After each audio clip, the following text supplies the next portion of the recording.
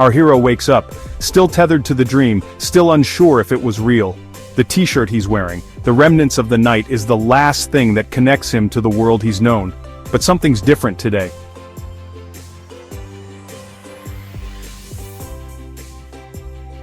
I've always been the jackass, haven't I? Searching for my general and my dragon, both dangerous yet necessary. All of us are.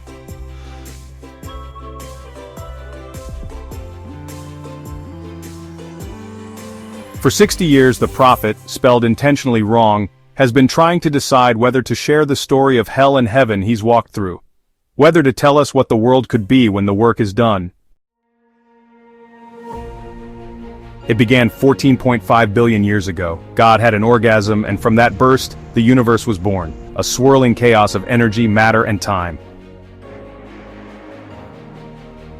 As Earth began to form, evolution took its course.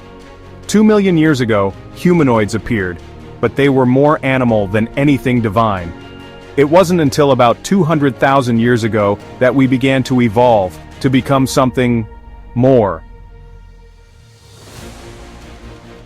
For 180,000 years we lived wild yet beautiful lives, in tribes connected to each other and the world around us. But then, something changed. 20,000 years ago we started to settle, to build, to form cities. And with cities came the need for power, the demand for kings. Kings, powerful beings, divine beings, became both good and evil. But evil, as it often does, sought more. And so, war ensued. The king couldn't control these newly divine beings, so he created myths. Myths meant to control the masses. Little did he know that these stories, shaped by madness, were also stories of redemption. The prophet has lived a life full of struggles and revelations. He was never quite the man he thought he would be, but now, in this moment, he knows that the work is coming to fruition. Fast forward to 2035. At 70, the prophet is in the best shape of his life. The world is different now. Asher House co-ops are scattered all over the world.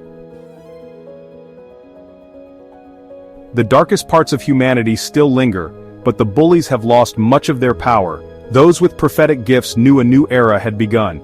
They thought a 22-year-old autistic boy was the Antichrist. But little did they know, the prophet and God had always known he would unleash the Christ in all of us. This is the third way. Not the way of war, not the way of power, but the way of unity, understanding, and redemption. It was never about the dragon.